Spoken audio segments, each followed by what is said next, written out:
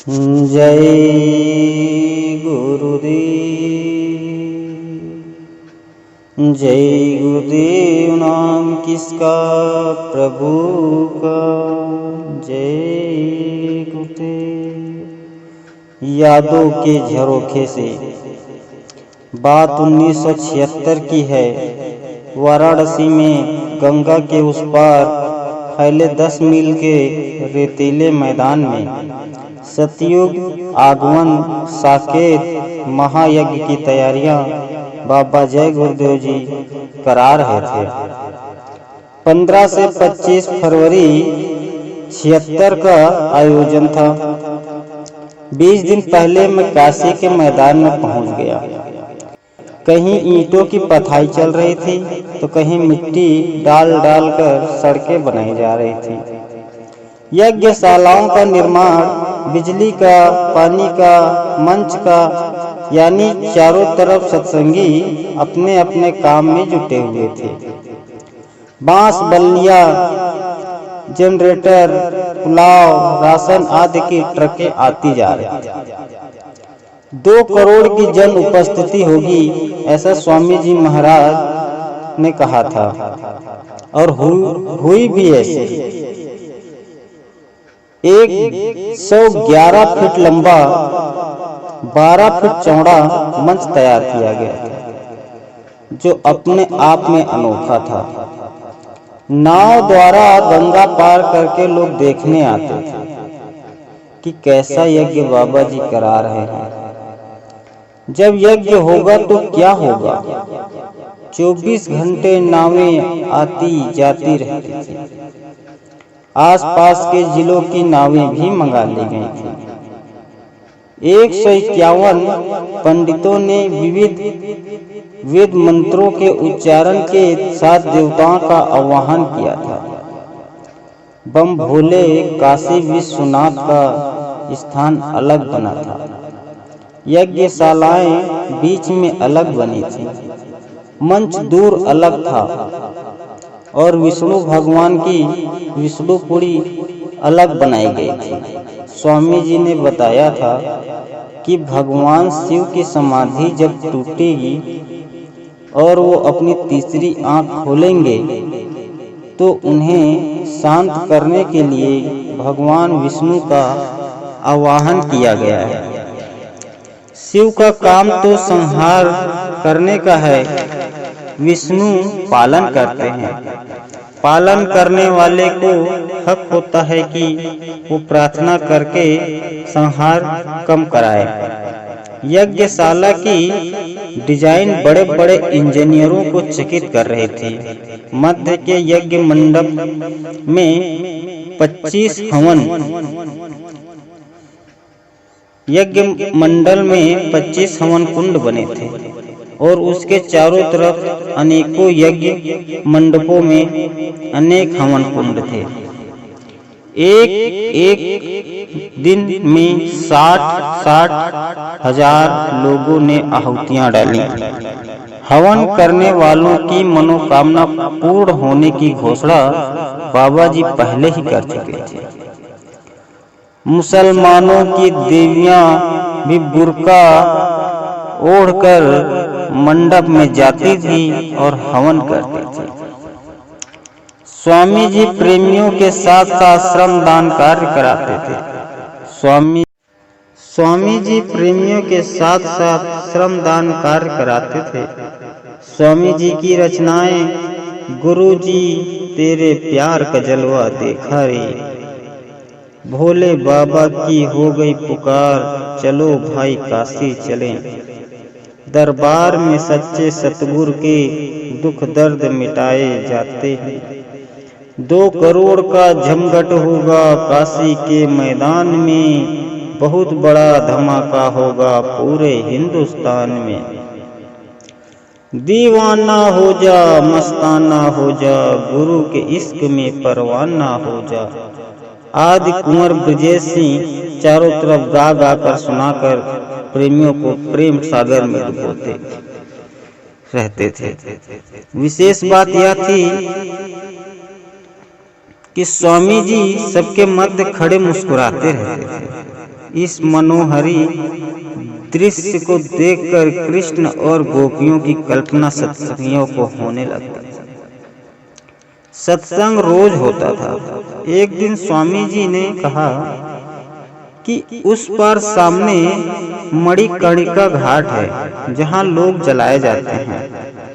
हजारों प्रेतात्माएं तुम्हारे साथ इस मैदान में कार्य कर रही हैं, पहरा दे रही हैं। मैं तो भूतों के बारे में अपना अनुभव कहना चाहता था, किंतु ये सब बातें भी संक्षेप में लिखनी जरूरी थी। प्रेत आत्मा से मिलने की शुरुआत मेरी इस प्रकार हुई। कार्यक्रम शुरू होने में अभी 10-15 दिन बाकी थे। मेरे साथ में रावटी में 8-10 लोग थे। एक रात में रावटी में लेटा ही था कि मुझे किसी स्त्री की चूड़ियों की खनखनाहट सुनाई पड़ी। उस समय बिजली नहीं थी। मैं थोड़ा डरा, कुछ सोचने लगा। फिर लगा कि मेरे गले के पास कोई सांस ले रहा है, उसकी हवा लग रही है। मेरी तो जान सूख गई। सोचने लगा कि स्वामी जी ने प्रेत आत्माओं की बात कही थी, तो कोई न कोई भूत ही है। मैं आंख बंद किए हुए ही उठा और माला लेकर जय गुरुदेव बोलने लगा। मैं तब तक जाप करता रहा जब तक मेरे टेंट में लाइट नहीं आ गई। भय तो कम हुआ, किंतु कुछ दिखाई नहीं दिया।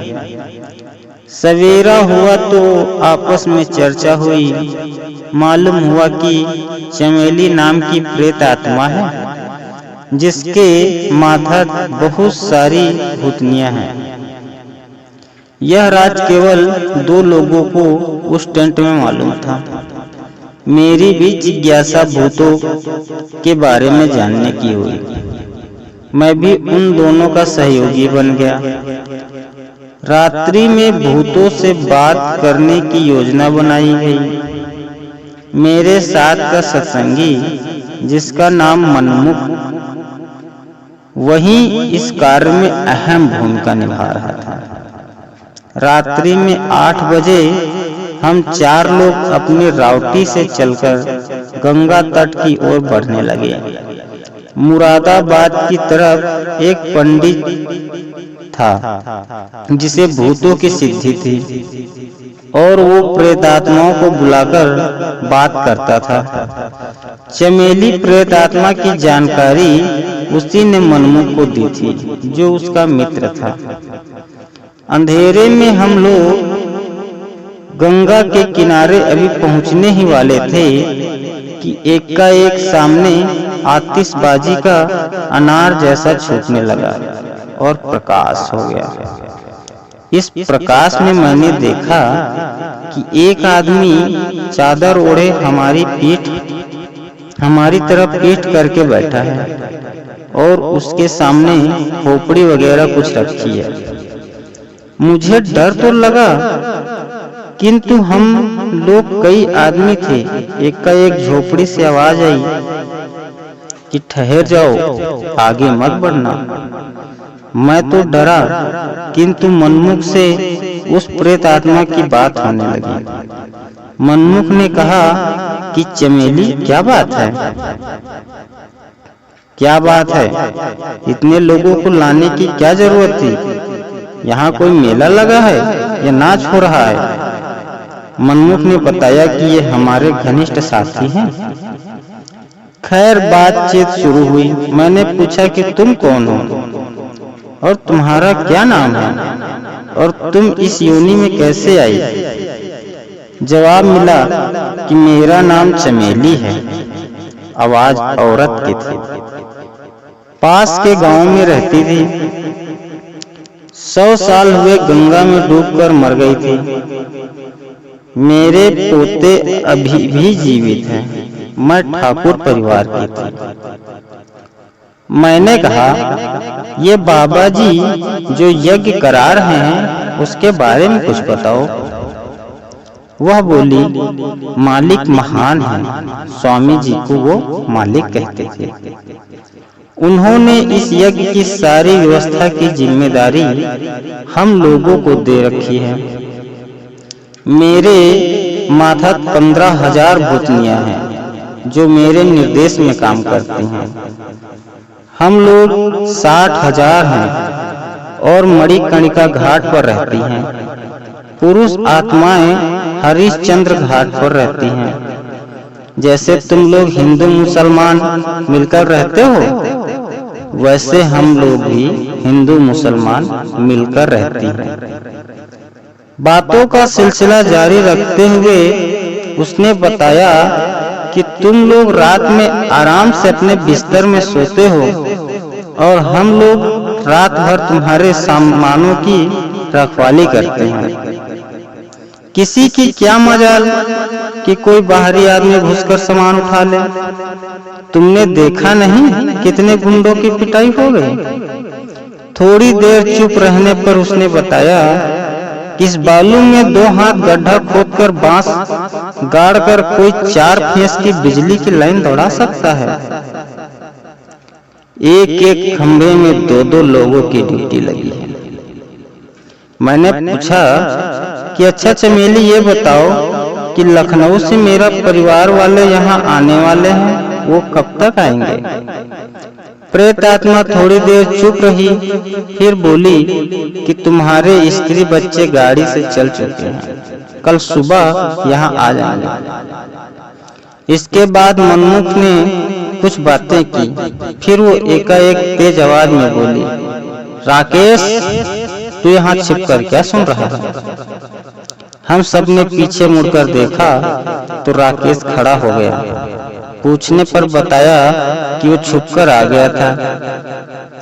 हम लोग लौटने लगे तो वो बोला कि अभी आप लोग ना जाएं, कुछ औरतों ने कपड़ा उतारकर यहीं रख दिया है और बिल्कुल नंगे ही नहाने चली गईं। बड़ी बदतमीज हैं, उन्हें अकेले यहाँ छोड़कर जाना ठीक नहीं, वे अकेली रह जाएंगे। हम लोगों ने आगे बढ़कर देखा तो वहाँ कोई कपड़ा नहीं था और ना ही कोई औरत नहा रही थी।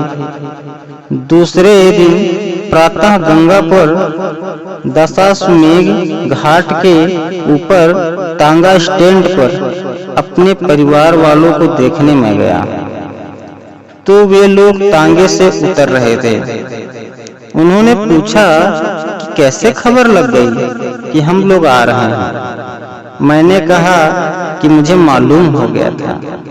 मैंने मन में सोचा कि चमेली की बात सच निकली। फिर दूध वाले जो मैदान में दूध देने आते थे उनसे पूछकर पता लगवाया कि उस गांव में कोई औरत 100 साल पहले गंगा में डूबकर मरी थी। तो बात सच निकली। चमेली का पोता, जिसकी उम्र लगभग 60 साल की रही होगी, उसने डूबकर मरने की बात की पुष्टि की। मैंने स्वामी जी का एक अद्भुत चमत्कार और दंग रह गया।